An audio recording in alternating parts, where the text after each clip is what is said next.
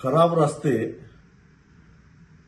वाहनांच्या रांगाच्या रांगा, प्रवासास होणारा विलंब, मग प्रवाशांनी टोल का द्यावा या मुद्द्यावरून केरळ उच्च न्यायालयाने जोपर्यंत रस्ता दुरुस्त होत नाही आणि प्रवाशांचा वेळ वाचत नाही तोपर्यंत टोल आकारता येणार नाही अशा प्रकारचा निकाल दिला।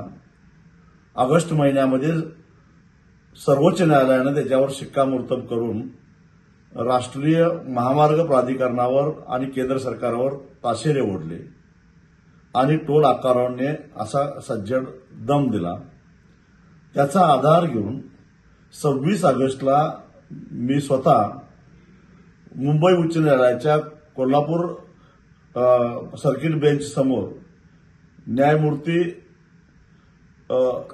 कर्णिक आणि न्यायमूर्ती देशमुख यांच्या समोर याचिका दाखल केली आणि ही याचिका दाखल करून घेतलेली आहे। 2 आठवड्याच्या आत सरकारनं खुलासा करावा, अन्यथा न्यायालय निर्णय देईल अशा प्रकारचा सज्जड दम राष्ट्रीय रस्ते विकास महामंडळाला दिलेला आहे।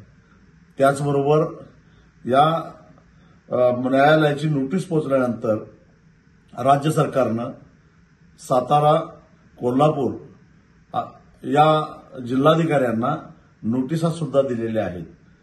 हा पुणे बेंगलोर राष्ट्रीय महामार्गापैकी बेळगाव ते पुणे हा रस्ता अत्यंत खराब आहे।